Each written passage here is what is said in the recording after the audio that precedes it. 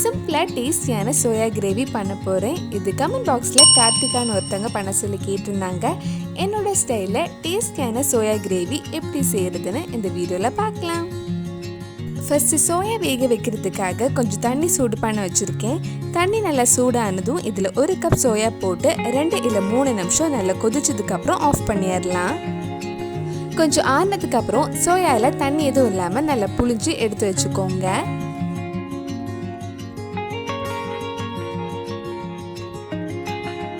இப்போ gravy ready பண்ணுறதுக்காக ஒரு கடாயில் கொஞ்சம் எண்ணெய் ஊற்றலாம். எண்ணெய் சூடானதும் அதில் ஒரு பிரியாணி இலை, 2 ஏலக்காய், ஒரு சின்ன பீஸ் பட்டை, 2 கிராம் போட்டு லைட்டாக கொஞ்சம் வதக்கிக்கோங்க.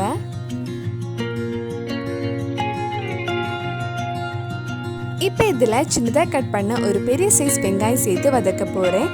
வெங்காயம் நல்லா பொன்னிறம் ஆகிற வரைக்கும் வதக்கணும். நம்ம சேனலில் இதுக்கு முன்னாடி நிறைய வெஜ் ரெசிபி, சோயா ரெசிபிஸ் எல்லாம் பண்ணியிருக்கோம். அந்த வீடியோஸ் எல்லாம் நீங்கள் பார்க்கலைன்னா அதோட லிங்க் கீழே டிஸ்கிரிப்ஷனில் இருக்குது. மறக்காமல் அந்த ரெசிபிஸும் போய் பாருங்கள்.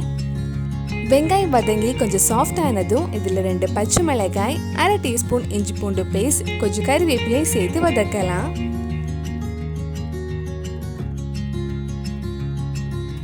வெங்காயம் இந்த மாதிரி நல்லா வதங்கி கொஞ்சம் பொன்னிறம் ஆனதும் இதில் 1/4 டீஸ்பூன் மஞ்சள் பொடி, 1 டீஸ்பூன் மிளகாய் பொடி, 1 டீஸ்பூன் மல்லிப்பொடி, 1/4 டீஸ்பூன் கரம் மசாலா சேர்த்து அந்த மிளகாய் பொடி மல்லிப்பொடி பச்சை வாசனை போகிற வரைக்கும் கொஞ்சம் நேரம் வதக்கலாம். மிளகாய் பொடி உங்கள் காரத்துக்கு ஏற்ப போட்டுக்கோங்க. மல்லிப்பொடி மிளகாய் பொடி பச்சை வாசனை போனதுக்கப்புறம் இதில் சின்னதாக கட் பண்ண ஒரு தக்காளியும் சேர்த்து வதக்க போகிறேன். இது ஒரு 2 நிமிஷம் வதக்கினதுக்கு அப்புறம் மூடி வச்சு வேக வைக்கலாம். அடி பிடிக்காம இருக்கிறதுக்காக நடுவில் கொஞ்சம் கிண்டி விட்டுக்கோங்க. தக்காளி வேகிற டைம்ல நம்ம கொஞ்சம் தேங்காய் அரைச்சி எடுக்கலாம். ஒரு மிக்ஸி ஜார்ல 1/4 கப் துருவன தேங்காய் எடுத்திருக்கேன். அதில் 1/2 டீஸ்பூன் ஜீரகம், 1/2 டீஸ்பூன் சோம்பு சேர்த்து தண்ணி ஊற்றி நல்லா ஸ்மூத்தா அரைச்சி எடுத்துக்கோங்க. தக்காளி இந்த மாதிரி நல்லா வெந்து சாஃப்ட் ஆனதும் நம்ம அரைச்ச தேங்காவும் குழம்புக்கு தேவையான தண்ணி ஊற்றி நல்லா மிக்ஸ் பண்ணலாம். நான் தேங்காய் அரைச்ச அதே மிக்ஸி ஜாரில் 1/2 கப் கிட்ட தண்ணி எடுத்து இதில் ஊற்றிருக்கேன். உங்களுக்கு எவ்வளோ குழம்பு வேணுமோ அதுக்கேற்ற மாதிரி தண்ணி நீங்கள் ஊற்றிக்கோங்க. ஒரு வாட்டி நல்லா மிக்ஸ் பண்ணதுக்கப்புறம் கிரேவிக்கு தேவையான உப்பு போட்டு லைட்டாக கொஞ்சம் கொதிக்க விடலாம். குழம்பு கொஞ்சம் கொதிச்சதுக்கப்புறம் நம்ம வேக வச்ச சோயா போட்டு மிக்ஸ் பண்ணதுக்கப்புறம் லோ ஃப்ளேமில் ஒரு 10 நிமிஷம் மூடி வச்சுருங்க.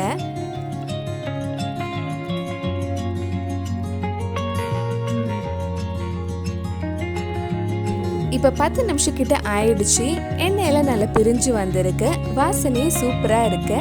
கடைசியாக இதில் கொஞ்சம் மல்லி இலை போட்டு மிக்ஸ் பண்ணதுக்கப்புறம் ஆஃப் பண்ணிடலாம்.